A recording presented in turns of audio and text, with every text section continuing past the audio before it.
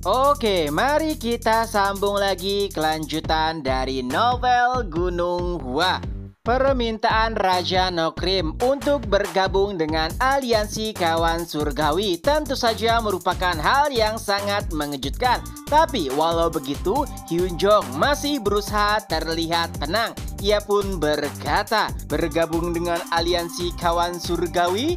Im Sobyong pun menjawab, ya, benar. Lalu Chung Myun langsung menanggapinya. Apakah bajingan ini sudah gila karena sedang sekarat? Berani-beraninya kau mengatakan hal tersebut. Chung Myun nampak sangat kesal. Ia bahkan sudah siap untuk menghajar Im Sobyong. Tapi untungnya murid-murid Gunung Hua langsung menghentikan Chung Myun dengan memegangi tubuhnya. Lalu Im Sobyong pun mulai batuk-batuk. Ia berkata, naga ilahi Gunung Hua, bukankah kau sangat kejam kepada orang yang sedang sekarat? Dan Chung Myun menanggapinya, oh lihatlah itu, apakah kau hanya batuk saat dirimu terpojok? Dan terjadilah perdebatan sengit antara Chung Myun dengan Im Sobyong. Hingga pada akhirnya Hyunjong pun menghentikan mereka dan meminta Chung Myun untuk tenang. Setelahnya perbincangan pun kembali dilanjutkan. Hyunjong berkata, apakah kau yakin dengan permintaanmu? Tidakkah kau tahu bahwa aliansi kawan surgawi merupakan aliansi yang berpusat pada Gunung Hua dan juga keluarga Tang, di mana keduanya merupakan fraksi adil. Lalu Im Sobyong pun menambahkan, bukankah klan hantu dan juga istana binatang Nanmam ikut serta? Dan bukankah keduanya tidak termasuk dari fraksi adil? Jadi apa salahnya jika menambahkan Nokrim ke dalamnya? Ya, perkataan Im Sobyong tidak sepenuhnya salah. Bahkan itu membuat Hyunjong terdiam sejenak. Lalu ia pun kembali berkata, apa yang kau katakan tidaklah salah. Tapi istana binatang Nanmam tidak pernah menyakiti atau merugikan orang lain.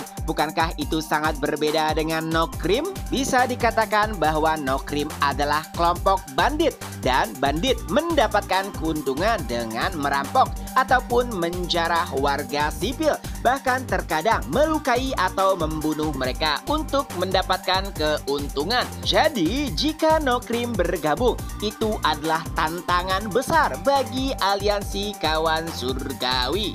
Dan untungnya Im Sobyong telah mengantisipasi penjelasan dari Hyunjong. Ia pun kembali berkata, pimpinan sekte, bisakah kau menjelaskan arti Taoisme bagi Gunung Hua?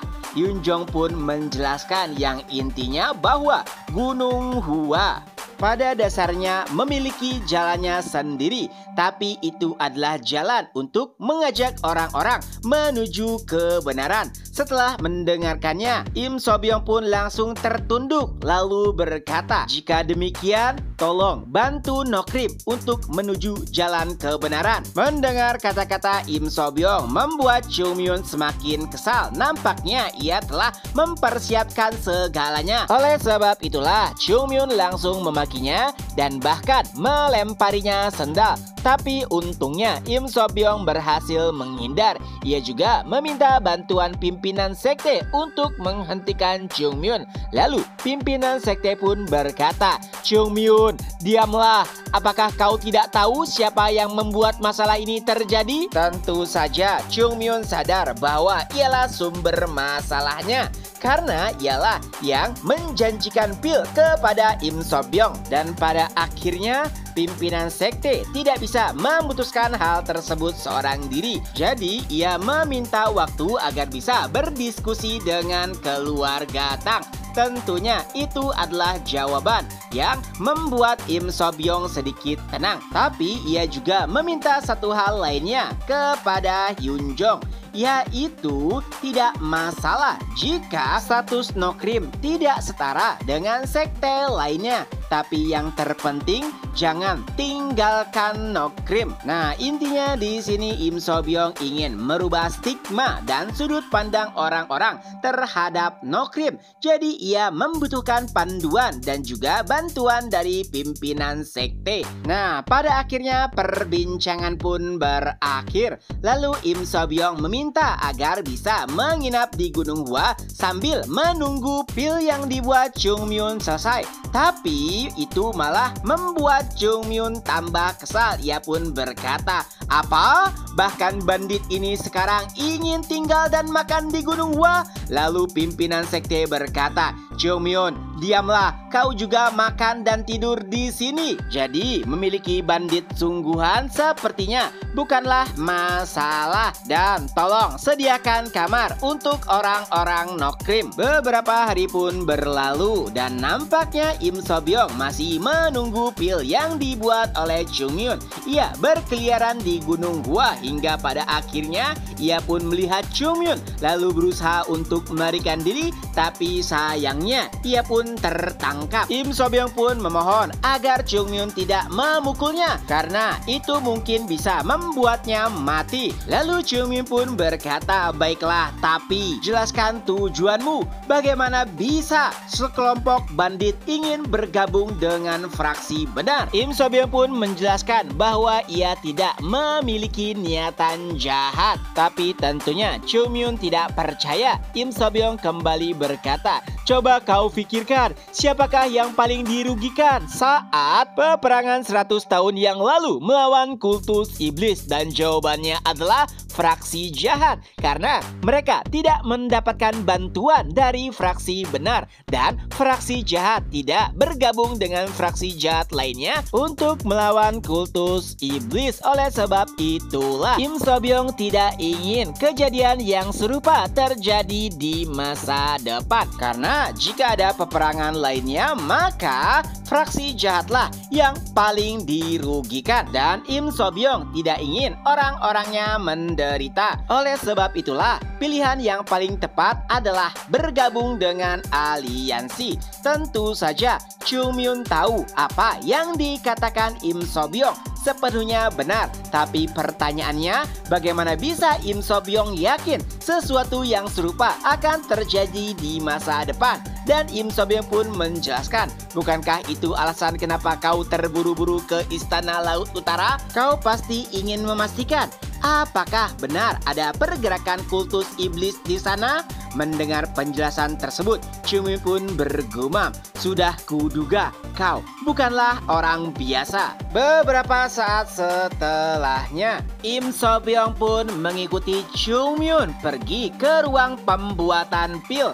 Lalu saat Chung Myun memasukkan bahan-bahan yang akan ia gunakan, Im So-byung nampak sedikit terkejut karena bisa dipastikan bahan-bahan yang digunakan adalah bahan-bahan mahal dan juga langka. Apalagi saat bahan terakhir terungkap. Itu membuat Im So-byung semakin terkejut karena itu adalah kristal es. Im So-byung pun berkata, "Jadi ini bukan penipuan? Kau benar-benar ke Laut Utara untuk mendapatkan kristal es?" Chung Myun pun menjawab, "Bukankah aku sudah mengatakannya sebelumnya?" Tapi Im So-byung merasakan sedikit kejanggalan tak kala Chung Myun memasukkan kristal es ke dalam tungku karena warnanya tidak seperti kristal es kebanyakan. Chung Myun menjelaskan, "Oh, itu adalah kristal es kualitas paling bagus. Aku sengaja menyiapkannya untukmu."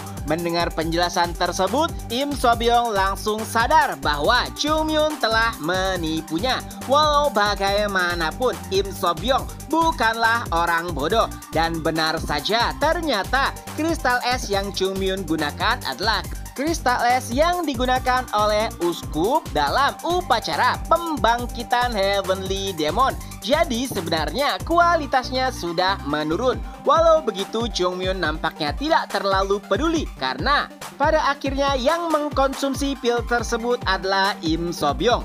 Setelahnya Im So-byung bertanya, jadi siapa yang membuat pil? Chung Myun menjawab, aku. Lalu Im So-byung menanggapinya, oh menarik. Lalu siapa yang bertanggung jawab? Chung Myun juga menjawab, itu aku. Saat itulah Im So-byung terlihat frustasi. Apakah kau serius? Bukankah ini benar-benar penipuan? Dari sekian banyak orang, kenapa harus kau? Chung Myun menjelaskan kembali, karena hanya aku satu-satunya orang yang bisa membuat pil ini. Ya, hal tersebut benar-benar membuat Im So-byung frustasi. Ia bahkan meninggalkan Chung Myun seperti orang yang tanpa harapan. Lalu ia juga berkata, sepertinya surga benar-benar telah meninggalkanku. Dan Chung Myun pun menanggapinya, hei, apakah kau tidak mempercayaiku? Di sisi lain, nampak Jogul tengah bertarung dengan Kwak Pyung. Tapi sayangnya hanya beberapa gerakan saja sudah membuat Kwak Pyung tumbang. Dan itu membuat Jogul marah. Ia pun berkata kepada murid-murid kelas 3, apakah kalian tidak berlatih saat kami pergi? Kwak Pyung membantah, tidak mungkin, kami berlatih setiap hari dan bahkan tanpa istirahat. Kau bisa mengkonfirmasinya kepada senior Ungam. Murid-murid lain juga mendukung perkataan Kwak Pyung. Tapi sayangnya Jogul tidak percaya. Ia kembali berkata, kalau begitu, kenapa kalian begitu lemah? Tidak, kalian bahkan lebih lemah dibandingkan sebelum kami meninggalkan Gunung Hua. Kata-kata tersebut tentu saja membuat murid-murid Gunung Hua lainnya frustasi. Bisa dipastikan Kwak Pyung merupakan yang terbaik di antara murid-murid kelas 3 lainnya. Tentunya tidak termasuk Jogul, Yeonjung, Chung Myun, dan juga Tang So-so. Tapi sayangnya ia dikalahkan dengan mudah. Oleh sebab itulah Jogul tidak percaya jika mereka berlatih dengan benar. Dan beberapa saat setelahnya Yeonjung pun tiba. Jogul mengadukan hal tersebut kepada Yeonjung dan mengatakan bahwa murid-murid sepertinya tidak berlatih dengan baik. Walaupun mereka beralasan jika mereka tidak pernah bolos latihan. Tapi sayangnya Jogul tidak percaya karena mereka nampak begitu lemah. Dan untuk membuktikan hal tersebut, Yeonjung pun meminta salah satu murid untuk menyerangnya. Dan tanpa basa-basi, murid tersebut pun langsung menyerang Yeonjung dengan cepat. Tapi anehnya, Yeonjung sama sekali tidak menghindar. Hingga saat pedang kayu yang ia gunakan hampir mengenai kepala Yeonjung, tiba-tiba ia pun menghilang lalu mementahkan serangan murid tersebut. Suasana pun menjadi hening. Murid-murid yang menonton nampak sangat terkejut. Begitu juga dengan Yeonjung. Oleh sebab itulah ia memutuskan untuk bertanya kepada senior Baekjun. Dan chapter pun berakhir. Nah, itulah kelanjutan dari novel Gunung Hua. Semoga terhibur. Ketemu lagi di next video. Bye-bye.